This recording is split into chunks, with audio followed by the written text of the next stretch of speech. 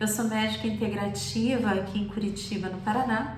E se você gosta desse tema, se você gosta de tratamentos naturais, de medicina chinesa, Ayurveda, modulação hormonal bioidêntica, medicina integrativa no geral, clique no joinha, se inscreva nesse canal, me siga nas redes sociais aqui embaixo, que toda semana tem vídeo novo aqui. Bem, gente, esse vídeo vai em especial para todos aqueles, né, que no dia de hoje, de ontem, me disseram: doutora, eu queria tanto ter filhos.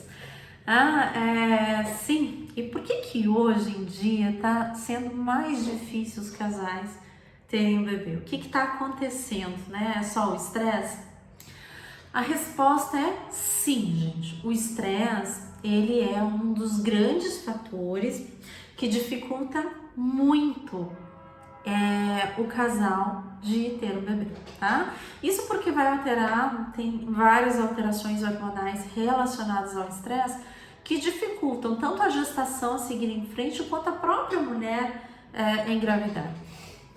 E na maioria dos casos, os abortos eles acontecem antes da nidação, isso quer dizer, antes do óvulo fecundado chegar no útero, tá? Se houver algum defeito, se por um acaso naquela fecundação algo não estiver certo, o próprio corpo elimina, ou se o útero for muito inóspito, tá?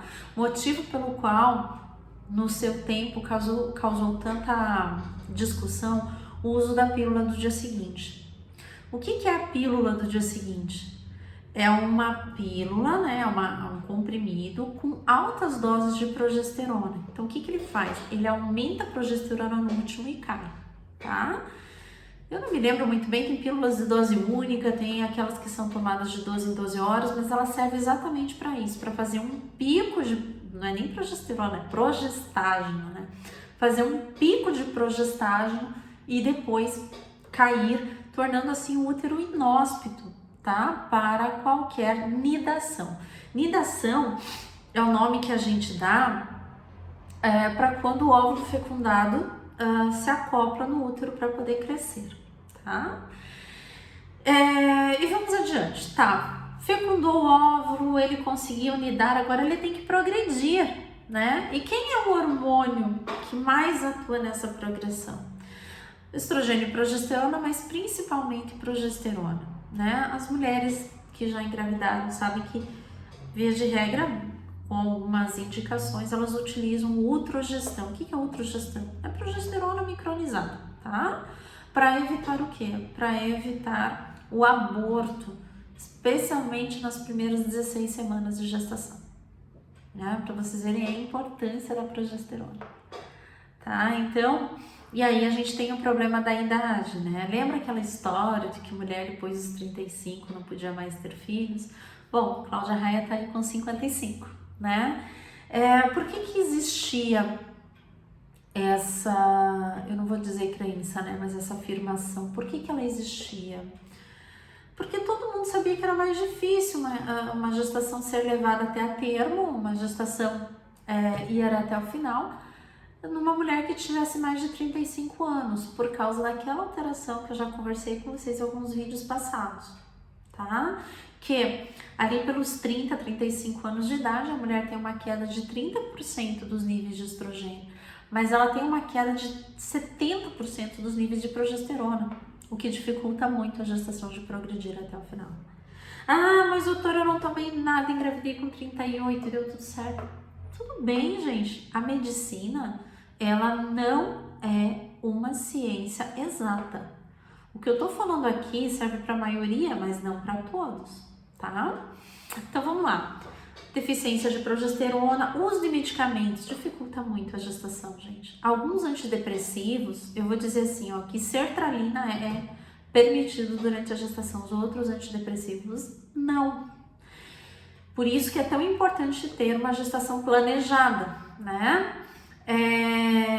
Espironolactona, ele é vendido como um diurético, mas a gente utiliza muito na dermatologia a sua ação hormonal, né? Ele reduz bastante testosterona e ele não deve ser usado na gestação, tá? Tretinoína, né? Aliás, tratamentos de pele, tratamentos estéticos de pele, a maioria contraindica a gestação concomitante, tá? Primeiro tem que parar o medicamento e depois pensar em gestar.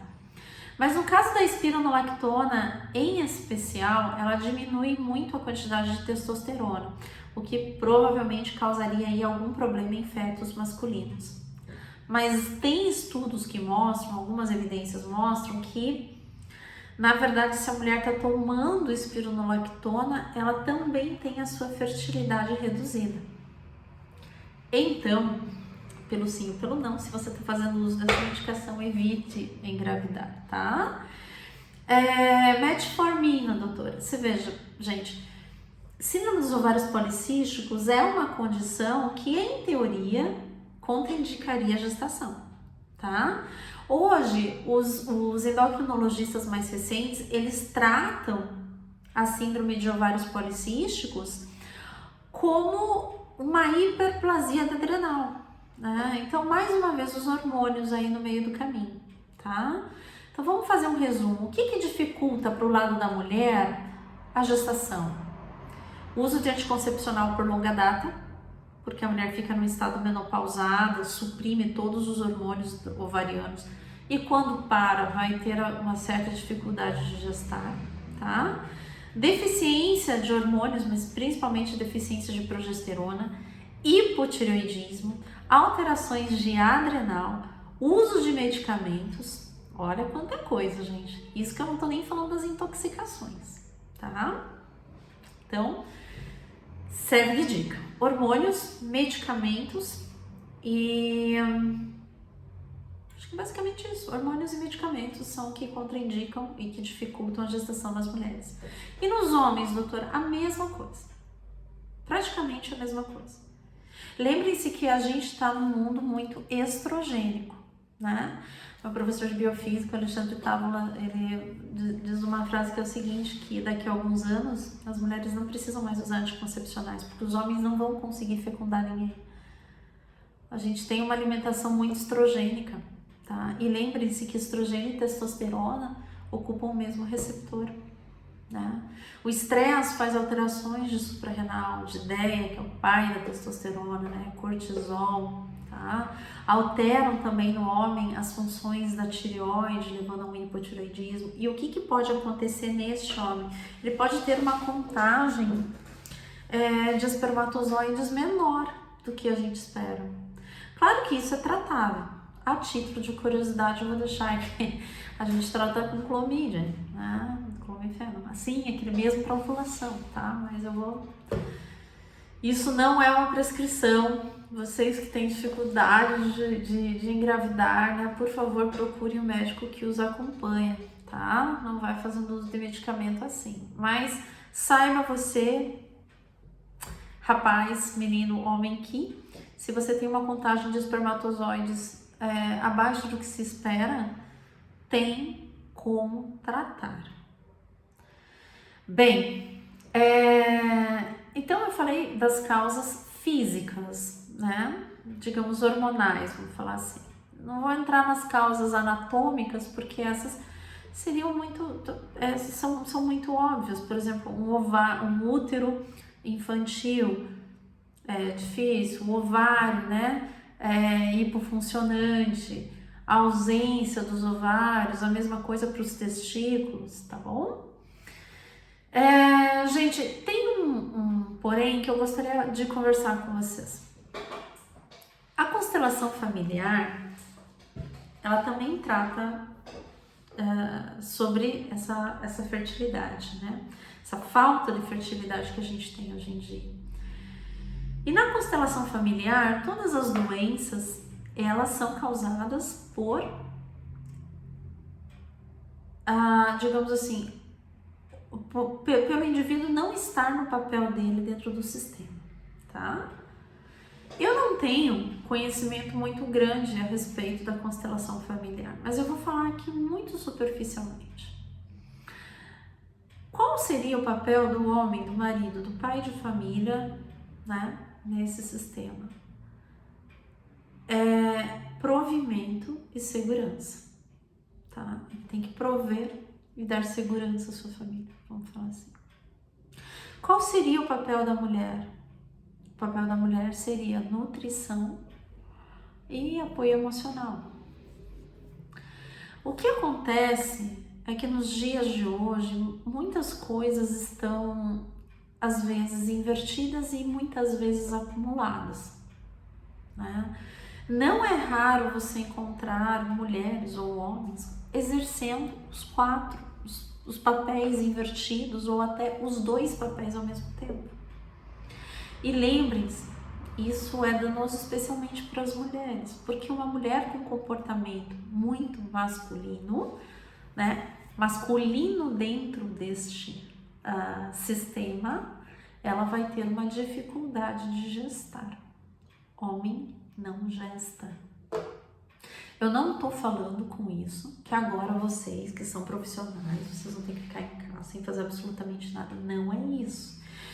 Mas é sempre bom olhar para esse lado da constelação familiar, porque muitas vezes a gente tem lá 3, 4 filhos dos mesmos pais e ninguém tem filhos, não tem descendentes, não tem força para gerar descendentes. Isso tem várias causas, não é só essa que eu falei, tá?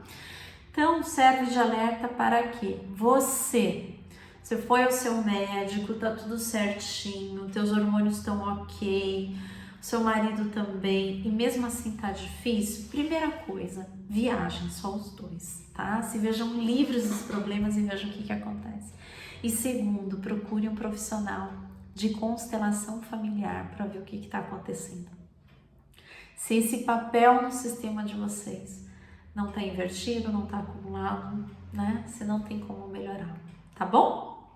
Com isso eu termino aqui. Se você gostou desse conteúdo, por favor, se inscreva no meu canal, me siga nas redes sociais, tá? Toda semana tem vídeo novo aqui. E nas redes sociais também a gente posta, faz postagens por escrito. Então, não esqueça de dar uma aparecida lá. Um beijo e até a próxima, meus amores. Tchau, tchau.